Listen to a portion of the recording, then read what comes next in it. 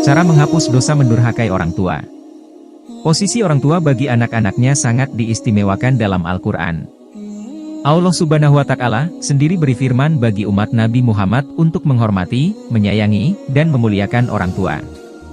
Allah Subhanahu wa Ta'ala berfirman, "Dan Tuhanmu telah memerintahkan supaya kamu jangan menyembah selain Dia, dan hendaklah kamu berbuat baik pada ibu bapakmu dengan sebaik-baiknya."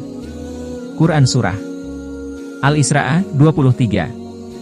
Di ayat tersebut Allah Subhanahu wa Ta'ala memerintahkan para hambanya untuk senantiasa berbuat baik kepada orang tua.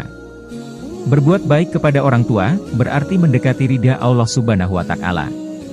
Sebaliknya, mendurhakai orang tua akan mengundang murkanya. Rasulullah Shallallahu Alaihi Wasallam bersabda, "Ridha Allah berada pada ridha kedua orang tua, dan murkanya berada pada kemurkaan kedua orang tua." Umat Islam sepakat bahwa menyakiti hati, mendurhakai orang tua adalah dosa besar. Apabila hal itu telah dilakukan, maka wajib hukumnya untuk segera bertaubat dan memohon maaf kepada orang tua. Sebagaimana disebutkan oleh para ulama, bahwa ada 3 syarat yang harus dilakukan untuk bertaubat. Segera berhenti melakukannya, menyesali perbuatannya, bertekad untuk tidak mengulanginya. Karena perbuatan durhaka adalah maksiat yang berhubungan dengan orang lain, maka selain 3 syarat di atas, ada 1 syarat tambahan, mengembalikan hak pada pemiliknya atau meminta maafnya. Syarat yang terakhir ini bisa kita lakukan jika orang tua kita masih hadir di tengah-tengah kita. Bagaimana jika mereka sudah meninggal? Jika mereka meninggal dalam keadaan tidak ridha kepada kita, bagaimana cara kita menghapus dosanya?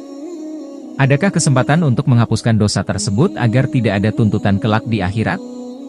Imam An-Nawawi saat mendapat pertanyaan demikian memberi penjelasan.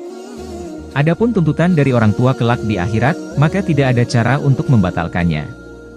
Tapi, disertai dengan rasa penyesalan, hendaknya seorang anak yang durhaka memperbanyak beristighfar, memohonkan ampunan Allah Subhanahu wa Ta'ala untuk kedua orang tuanya.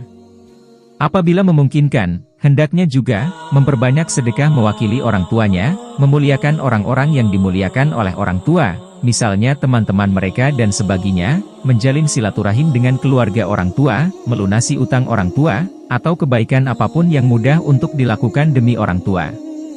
Al-Fatu An-Nawawiyah.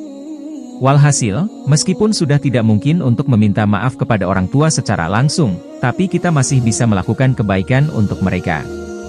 Saat bersedekah, kita bisa meniatkan pahalanya untuk mereka. Saat beristighfar, kita bisa menyertakan orang tua di dalam doa. Barangkali dengan demikian, mereka tidak menuntut dosa kita kelak di akhirat. Wallahu a'lam.